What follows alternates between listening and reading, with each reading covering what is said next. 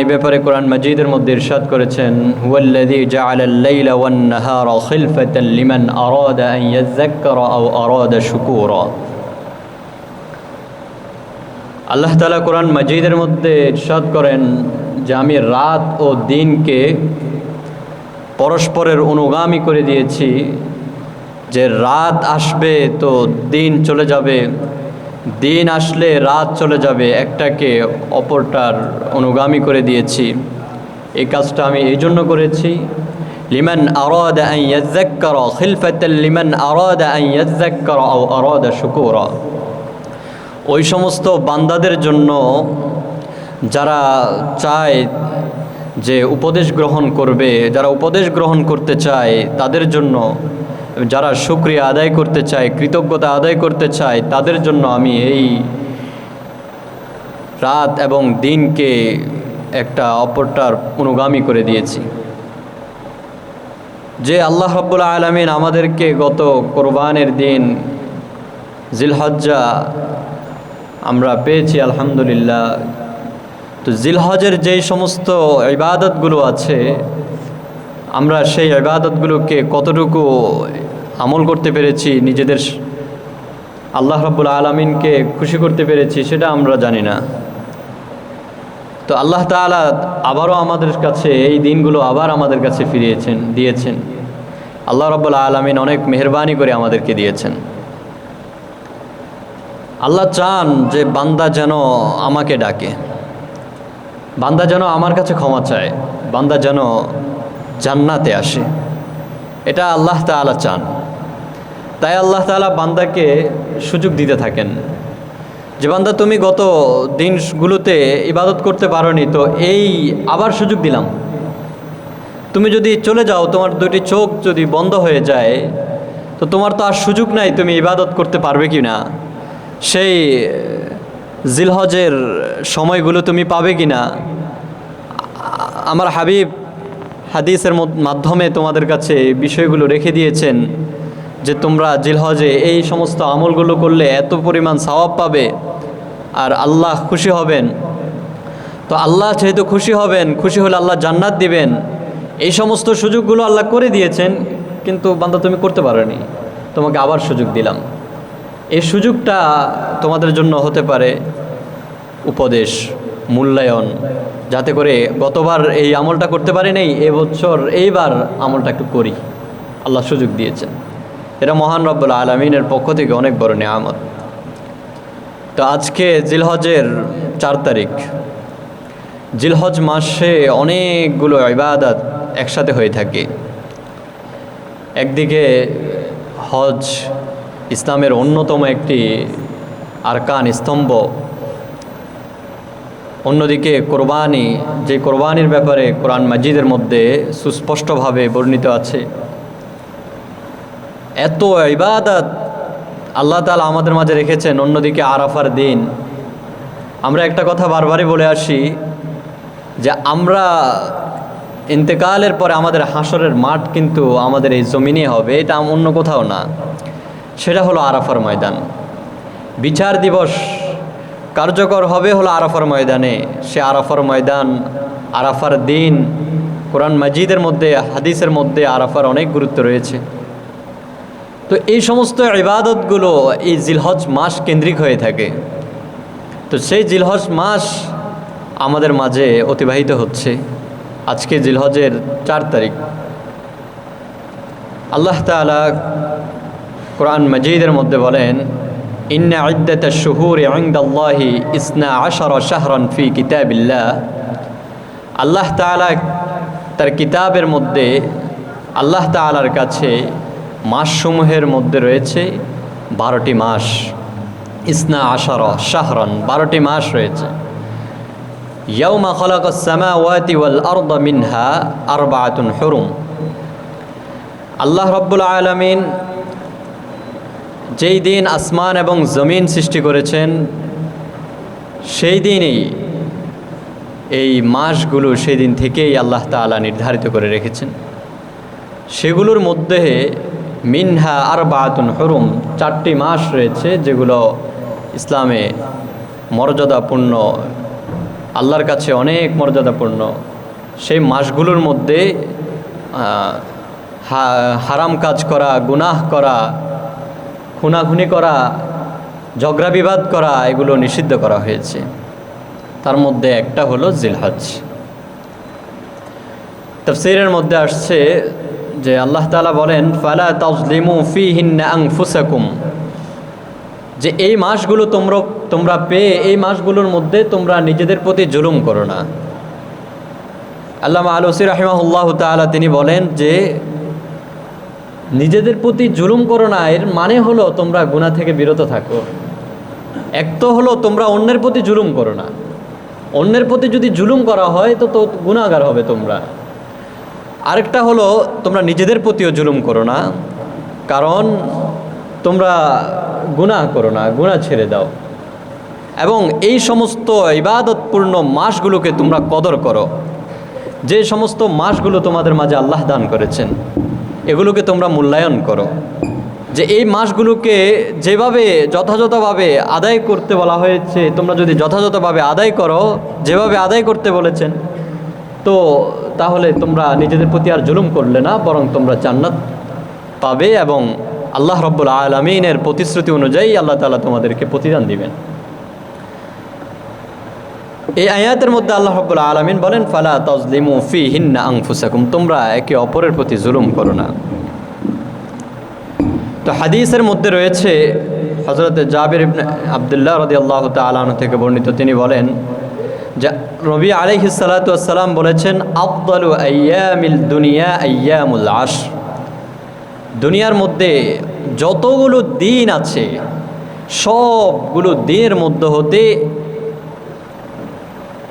আইয়ামুল আশর অর্থাৎ আশরা জিলহিজ্জা, জিলহিজ্জা মাসের প্রথম 10 দিন আল্লাহ তাআলার কাছে সবচাইতে বেশি প্রিয়। এই প্রথম 10 দিন আল্লাহর কাছে কেমন প্রিয়, এক সাহাবী নবী আলাইহিস সালাতু ওয়াস সালামকে বললেন, ওয়ালা মিসলুহুন্না ফি সাবিলিল্লাহ, আল্লাহর রাস্তায় জিহাদ করার চেয়েও বেশি সওয়াব হয় এই দিনগুলোর মধ্যে ইবাদত করলে। নবীজি উত্তর দিলেন, কল ওয়ালা মিসলুহুন্না ফি সাবিলিল্লাহ, এই 10 জিলহজের প্রথম 10 দিন ইবাদত করলে জিহাদ করার চেয়েও বেশি সওয়াব পাওয়া যায়।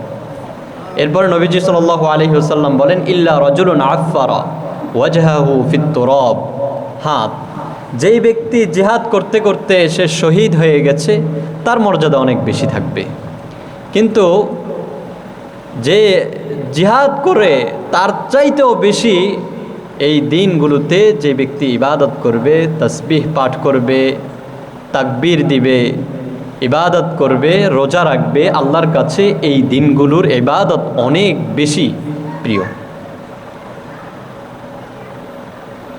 এই দিনগুলোর মধ্যে যেমন আল্লাহ তাআলা বিভিন্ন সময় বিভিন্ন দিনকে ধার্য করেছেন খুবই গুরুত্বপূর্ণ ইবাদত উপলক্ষে, যেমন শবে কদর। কদরের ব্যাপারে কোরআন মাজিদের মধ্যে সূরা নাজিল আছে।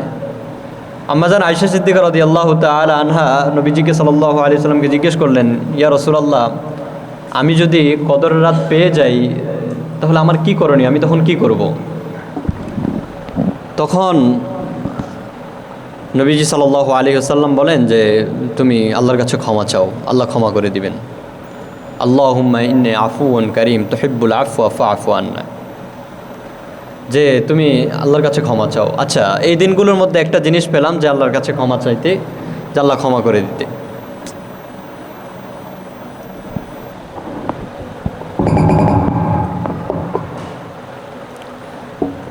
তাহলে আমরা যে 10 জিলহজ্জা অর্থাৎ জিলহজের প্রথম 10 দিন, যে 10 দিন পেলাম, সেই 10 দিন কি ইবাদত করব, নবীজি আমাদেরকে একটু বলে দিন। তো নবী আলাইহিস সালাতু ওয়াস সালাম সাহাবীদেরকে বললেন, ইজা রাআইতুমুল হিলালা জিলহজ্জা, যখন তোমরা জিলহজের চাঁদ দেখবে, যখন তোমরা জিলহজের চাঁদ দেখবে, ওয়া আরাদা আহাদাকুম আন ইউদাহিয়া, এবং তোমাদের মধ্য হতে যারা কোরবানি করার ইচ্ছা পোষণ করবে ফালিয়ুমসিক, তারা যেন আন শারিকা, হ্যাঁ ডিস্টার্ব হচ্ছে,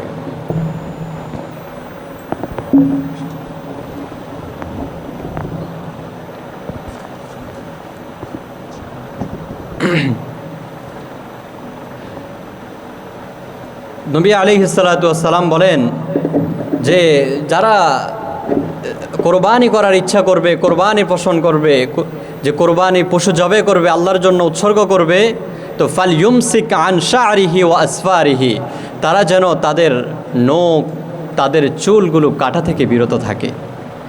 এই আমলটা কতদিন চলবে?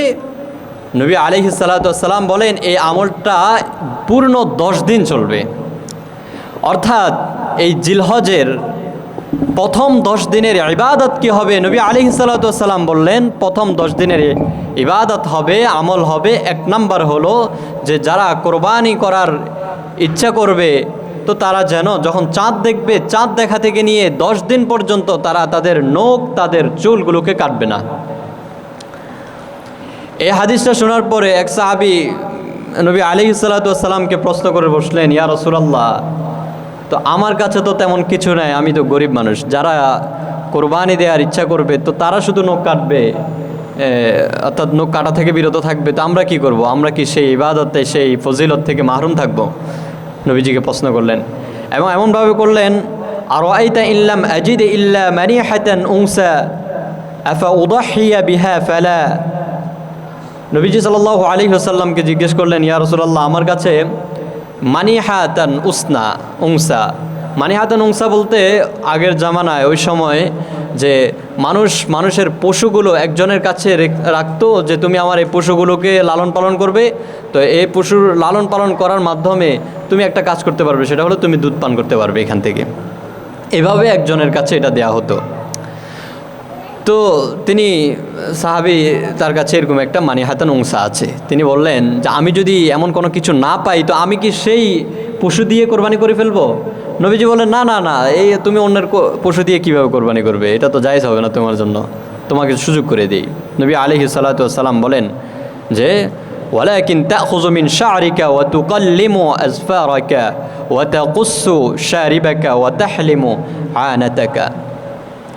নবীজি সাল্লাল্লাহু আলাইহি ওয়াসাল্লাম বললেন যে তুমি তোমার নখ, তোমার চুল এবং তোমার মোচকে খাটো করবে এবং তোমার নাভির নিচের পশমকে ছোট করবে। যদি তুমি এই কাজটা করো তো ফাযালিকা তামামু উযহিয়াতিকা ইনদাল্লাহি আযজা ওয়া জাল্লা, তো আল্লাহ রাব্বুল আলামিন তোমার উযহিয়ার পূর্ণতা দান করবেন। অর্থাৎ তুমি কোরবানি করতে পারোনি, কিন্তু এই সমস্ত ইবাদতগুলো করার কারণে আল্লাহ তোমাকে উযহিয়ার করার, কোরবানি করার পরিপূর্ণ সওয়াব দান করবেন। সুবহানাল্লাহ।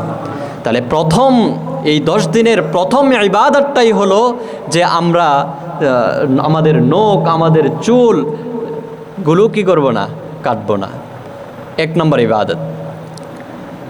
দ্বিতীয় নম্বর, নবী আলাইহিস সালাতু ওয়াস সালাম দ্বিতীয় ইবাদত প্রসঙ্গে বলেন যে এই 10 দিনের মধ্যে দ্বিতীয়তে আমরা যে ইবাদতগুলো করব সেটা হলো ফাআকসিরু ফীহিন্না মিনাত তাহলিলি ওয়াত তাকবীরি ওয়াত তাহমিদি, তোমরা অধিক পরিমাণে আল্লাহ তাআলাকে স্মরণ করবে, তাকবীর বলবে, আল্লাহ রাব্বুল আলামিনের জিকির করবে এই দিনগুলোর মধ্যে। এই দিনগুলোতে তোমরা বেশি বেশি জিকির করবে, আল্লাহকে স্মরণ করবে। দ্বিতীয় ইবাদতটা হলো যে এই দিনগুলোর মধ্যে আমরা আল্লাহকে বেশি বেশি স্মরণ করব। নবীজি সাল্লাল্লাহু আলাইহি ওয়াসাল্লামের এটার মধ্যে আরেকটি শামিল করেছেন, সেটা হলো তাকবীরে তাশরিক। এই দিনগুলোর মধ্যে আমরা চাইলেই তাকবীরে তাশরিক অর্থাৎ আল্লাহু আকবার লা ইলাহা ইল্লাল্লাহু আল্লাহু আকবার ওয়ালিল্লাহিল হামদ, এই তাকবীরটা দিতে পারি। কিন্তু এই তাকবীরটা 9 জিলহজ ফজরের পর থেকে নিয়ে 13 জিলহজ আসর পর্যন্ত এটা প্রত্যেকটা নামাজের, ফরজ নামাজের পর দেয়া ওয়াজিব প্রত্যেক নর নারী পুরুষ উপর। মাসআলা হলো, যদি কেউ নামাজ একাকী পড়ুক বা জামাতের সাথে পড়ুক, সালাম ফিরানোর সাথে সাথেই সে তাকবীরটা দিতে হবে। তাকবীরের পরে যদি কোনো কথা বলে ফেলে তাহলে তার ওয়াজিবটা ছুটে যাবে। কোনো কথা বলা যাবে না, কিন্তু হ্যাঁ যদি কোনো জিকির করে ফেলে তো জিকির করলে তার তাকবীর ওয়াজিব ছুটে যাবে না, কিন্তু মুস্তাহাবটা ছুটে যাবে। এই জন্য তাকবীরটা দিতে হবে একেবারে নামাজ শেষ হয়ে যাওয়ার পরপরই। যখন নামাজ শেষ হয়ে যাবে সাথে সাথে তাকবীরটা দিতে হবে। তাকবীরটা হলো আল্লাহু আকবার, আল্লাহু আকবার, লা ইলাহা ইল্লাল্লাহু, আল্লাহু আকবার, আল্লাহু আকবার, ওয়ালিল্লাহিল হামদ। হাদিসের মধ্যে তাকবীর একবারে এসেছে, আমরা অনেকে 3 বার দিয়ে থাকি। তো 3 বার না দিয়ে একবারে দেই, যেটা হাদিসের মধ্যে এসেছে সেটাই দেই। অল্প আমল, এটা আল্লাহ রাব্বুল আলামিন যেন কবুল করেন, সেটাই কবুল করবেন যদি সেটা ইখলাসের সাথে হয়। তো আমরা তাকবীর দেব একটা, সেটা কি আল্লাহু আকবার, আল্লাহু আকবার, লা ইলাহা ইল্লাল্লাহু, আল্লাহু আকবার, আল্লাহু আকবার, ওয়ালিল্লাহিল হামদ। তাহলে জিলহজের প্রথম 10 দিন যে ইবাদতগুলো করব তার মধ্যে প্রথম নম্বর হলো যে আমরা আমাদের নখ চুলগুলো কি করব না, আমরা কাটবো না, এবং সেগুলো আমরা কাটবো হলো কোরবানির দিন। তাহলে পূর্ণ 10 দিন আমরা এই ইবাদতটা করব। নবীজি সাল্লাল্লাহু আলাইহি ওয়াসাল্লাম আমাদেরকে এই ইবাদতটা শিখিয়েছেন। দ্বিতীয় হলো আমরা এই 10 দিনে আমরা তাকবীর দিব, আল্লাহ তাআলার প্রশংসা করব, আল্লাহর জিকির করব, বেশি বেশি নেক আমলগুলো করব। এর মধ্যে আমরা তাকবীরে তাশরিকও দিব। তৃতীয় নম্বর হলো ইয়াউমুল আরাফা। এই দিনগুলোর মধ্যে, এই 10 দিনের মধ্যে গুরুত্বপূর্ণ আরেকটি ইবাদত হলো আরাফার দিন রোজা রাখা। আরাফার দিন রোজা রাখার প্রসঙ্গে এর আগে একটা কথা বলি, যে আমরা অনেকে আরাফার দিন সৌদি আরবের রোজা তাদেরকে দেখেই আমরা রোজা রাখি। কোরআন মাজিদের মধ্যে, হাদিসের মধ্যে আরাফার দিনের কথা বলা হয়েছে 9 জিলহজ। 9 জিলহজ হলো আরাফার দিন। আর 9 জিলহজ আমাদের দেশে হয় তখন সৌদি আরবে হয় 10 জিলহজ, মানে কোরবানির দিন। তো আমরা যদি তাদের সাথে মিলিয়ে রাখতে যাই তাহলে আমাদের তারিখ হয় না। হাদিসের মুফাসসিরিনে কেরাম এবং মুহাদ্দিসিনে কেরাম, ফুকাহায়ে কেরাম এই কথার উপরে একমত যে চাঁদ দেখে আমরা কি করব, রোজা রাখব। চাঁদ দেখে জিলহজের তারিখ শুরু হবে। আর 9 জিলহজ যেই দিন পড়ে সেই দিন হলো আমাদের দেশে 9 জিলহজ, তাদের সৌদি আরবে হয় হলো 10 জিলহজ। আর 8 জিলহজ যেই দিন সেই দেশে ইয়ামুল আরাফা হয়, সেদিন আমাদের দেশে হয় 8 জিলহজ। এই জন্য আমরা এই জিনিসটা ভালো করে খেয়াল রাখবো। হ্যাঁ, যাদের এই জিনিসটা সন্দেহ হয় যে ঠিক আছে আমরা তাদের সাথে মিলিয়ে রাখি, তো তাদের সাথে মিলিয়ে রাখতে গেলে তাহলে 2 বারে রাখি, 8 তারিখও রাখি, 9 তারিখও রাখি। কারণ হলো 1 তারিখ থেকে 9 তারিখ পর্যন্ত রোজা রাখার কথা আছে হাদিসের মধ্যে, 10 তারিখে রাখা যাবে না। তাহলে আমরা 8 তারিখ ওই ভিত্তিতে রেখে দিলাম, আর 9 তারিখ আমরা আমাদের দেশের চাঁদ অনুযায়ী, চাঁদ তারিখ অনুযায়ী আমরা রাখলাম, তাহলে আমাদের এই রোজাটা কবুল হবে। আচ্ছা, এই রোজাটার ফজিলত প্রসঙ্গে নবীজি সাল্লাল্লাহু আলাইহি ওয়াসাল্লাম সাহাবাই কেরামদের সামনে উপস্থাপন করেছেন। করার পরে সাহাবাই কেরাম আরাফার দিন তারা রোজা রেখে দিয়েছে। এত বিশাল সওয়াব, তারা এই সওয়াব থেকে মাহরুম হতে চান না, তারা রোজা রেখেছেন। নবীজি সাল্লাল্লাহু আলাইহি ওয়াসাল্লাম তাদেরকে রোজা রাখতে নিষেধ করেছেন। সেদিন কিন্তু হাজিদের জন্য রোজা রাখা নিষেধ, আরাফার দিন। আমাদের জন্য রাখা সওয়াব, আমরা যদি রাখি তার সওয়াব পাবো, কিন্তু হাজিরা রাখতে পারবে না, এটা আবার মনে রাখতে হবে, হাজিদের জন্য নিষেধ আছে। তো নবীজি সাল্লাল্লাহু আলাইহি ওয়াসাল্লাম যখন বললেন এই কথা, দেখলেন সাহাবায়ে কেরাম তো অনেক আবেগ, ইবাদত করার জন্য পাগল হয়ে যায়। একটা ইবাদত ছোট হোক সেটাকে তারা পালন করবেই। তো নবীজি সাল্লাল্লাহু আলাইহি ওয়াসাল্লাম বলার পরও তারা বলেছেন যে তোমরা রোজা ভেঙে ফেলো রোজা। তো তারা চিন্তা করলো যে নবীজি সাল্লাল্লাহু আলাইহি ওয়াসাল্লাম তিনি নিজেও রোজা ভাঙতেছেন না, কিছু খাচ্ছেন না, আমরা নবীজিকে খেয়াল করলাম তিনি খাচ্ছেন না, তাহলে আমরাও রাখি, মানে এভাবে আছে। উম্মুল ফজল রাদিয়াল্লাহু তাআলা আনহু তিনি এই জিনিসটি লক্ষ্য করলেন, চিন্তা করলেন যে নবীজি মনে হয় একটু কষ্ট পাচ্ছেন বা, তো তিনি নবীজি যখন মেহরাবে বসলেন, মিম্বারে বসলেন, তো তিনি এক গ্লাস দুধ পাঠালেন নবীজি সাল্লাল্লাহু আলাইহি সাল্লামের কাছে। তখন নবী আলাইহিস সালাতু ওয়াস সালাম সেই দুধ পান করলেন। করার সাথে সাথে সমস্ত সাহাবাই কেরাম সাথে সাথে রোজা ভেঙে ফেললেন। তো নবীজি সাল্লাল্লাহু আলাইহি ওয়াসাল্লাম বলেন, এই দিনের রোজা রাখার ফজিলতটা কি? হাদিসের মধ্যে আসছে, সিয়ামু ইয়াউমে আরাফাতা আহতাসিব আলাল্লাহি আন ইউকাফিরা আস-সানাতাল্লাতী ক্বাবলাহু ওয়াস-সানাতাল্লাতী বা'দাহু। যে আরাফার দিনের রোজা, যে ব্যক্তি আরাফার দিনের রোজা রাখে, তো নবীজি বলেন আমি আশাবাদী, আমি আশা করি যে আল্লাহ রাব্বুল আলামিন তার 1 বছর পূর্বে এবং 1 বছর পরের তার সমস্ত গুনাহ আল্লাহ মাফ করে দিবেন। সুবহানাল্লাহ। এটা অনেক বড় একটা ফজিলত এই দিনের রোজা রাখা। এই যে আমরা সামনে সেই দিনটা পাবো। আমি আগেই বললাম যে আল্লাহ তাআলা কোরআন মাজিদের মধ্যে বলেছেন, ওয়াল্লাযী জাআলাল লাইলা ওয়ান নাহারা খিলফাতাল লিমান আরাদা আন ইয়াযাক্কারা আও আরাদা শুকুরা। যে আল্লাহ তাআলা রাত এবং দিনকে একটাকে আরেকটার অনুগামী করেছেন এই জন্য, যাতে করে মানুষ চিন্তা ফিকির করতে পারে, যাতে করে মানুষ শুকরিয়া আদায় করতে পারে, যাতে করে মানুষ উপদেশ গ্রহণ করতে পারে। কেন? যে গত বছরে এই দিনগুলো আমরা পেয়েছি, কিন্তু আমরা কতটুকু আল্লাহকে খুশি করতে পেরেছি জানি না।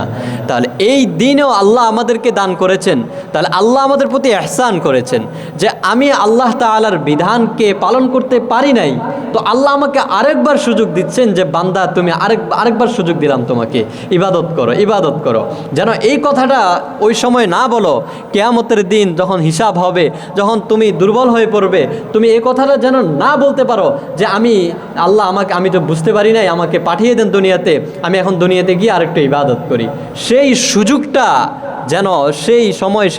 যেন না প্রয়োজন হয়, তুমি এখনই করো। কারণ আল্লাহ রাব্বুল আলামিন সেই দিন আর কোনো বান্দাকে সুযোগ দিবেন না। মৃত্যুর সাথে সাথে ফেরেশতারা কবরের মধ্যে হাজির হয়ে যান। ফেরেশতা সেখানে প্রশ্ন করা শুরু করেন, কোথায় যাবেন? সেখানে যাওয়ার পরে সেখান থেকে হাশরের মাঠে যেতে হবে। হাশরের মাঠে যখন যাবেন, আল্লাহ তাআলা সেই দিন ফেরেশতাদের উপর বহন করে জমিনে আসবেন, সেই বিচার কার্য পরিচালনা করার মধ্যে সমস্ত আদম সন্তানকে একটা প্রশ্ন করবেন, 5টা প্রশ্ন করবেন। তার মধ্যে এক একটা প্রশ্ন ভার কেউ যদি উত্তর না দিতে পারে তো সে তো জাহান্নামে চলে যাবে। যে প্রথমে আল্লাহ তাআলা বলবেন যে বান্দা, আমি তোমাকে যেই নিয়ামত দিয়েছি, যে তোমাকে সম্পদ দান করেছি, তুমি এগুলো কোথায় খরচ করেছো, কিভাবে খরচ করেছো? তোমাকে আমি দিন শিখিয়েছি, তোমাকে হাফেজ বানালাম, তোমাকে কোরআনের মতো সেই বদৌলত তোমাকে দান করলাম, তুমি কি করেছো? তো সে বলবে আমি তো আল্লাহ আমি এগুলো আমল করেছি, মানুষকে দিনের পথে ডেকেছি। নবী আল্লাহ তাআলা বলবেন তুমি কাযাবতা, তুমি মিথ্যা বলেছো। তুমি এই জন্য বলেছো যে জন্য মানুষের জানতে করে তোমাকে মানুষ কারি বলে ডাকে, তোমাকে মানুষ আলেম বলে ডাকে, তোমার যেন দিলে একটু আনন্দ আসে, এই জন্য তুমি কেরাত পড়তে, এই জন্য তুমি দিনের পথে মানুষকে ডাকতে, তুমি মিথ্যা বলেছো।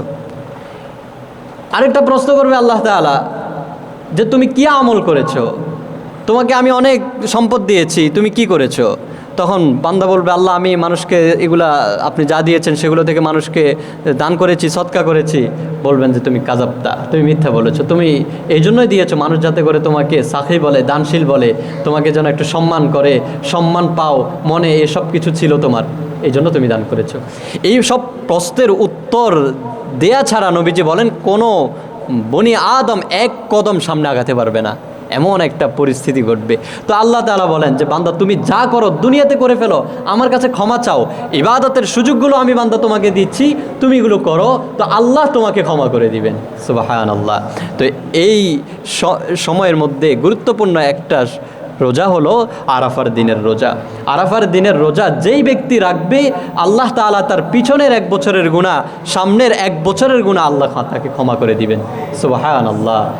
এখন একটা বিষয় আছে যে পিছনের 1 বছরের গুনাহ তো আল্লাহ মাফ করে দিবেন, ঠিক আছে, কিন্তু সামনের গুনাহ কীভাবে ক্ষমা করে দিবেন আল্লাহ? সামনে কি আমি বেঁচে থাকি কিনা?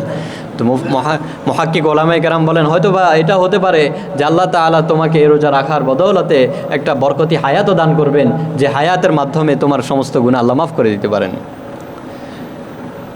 অন্য হাদিসের মধ্যে এই দিনের প্রসঙ্গে বলেছেন নবীজি সাল্লাল্লাহু আলাইহি ওয়াসাল্লাম, হযরতে আয়েশা রাদিয়াল্লাহু তাআলা আনহাতে বর্ণিত, তিনি বলেন, মা মিন ইয়াউমিন আকসারা মিন ইউতিকাল্লাহু ফীহি আবদান মিনান নারি মিন ইয়াউমি আরাফাতা, যে আল্লাহ তাআলা আরাফার দিনের মতো অন্য কোনো দিনে এত বেশি বান্দাকে ক্ষমা করে দেন না। আল্লাহ সেই আরাফার দিন বান্দাকে এত বেশি ক্ষমা করে দেন, এত বেশি ক্ষমা করে দেন, হাদিসের মধ্যে আসছে ওয়া ইন্নাহু লায়াদনু, এমন আল্লাহ একেবারে কাছাকাছি চলে আসেন সেই দিন, বান্দার খুব কাছে চলে আসেন এবং ফেরেশতাদেরকে বলতে থাকেন সুম্মা ইউবাহি বিহিমুল মালা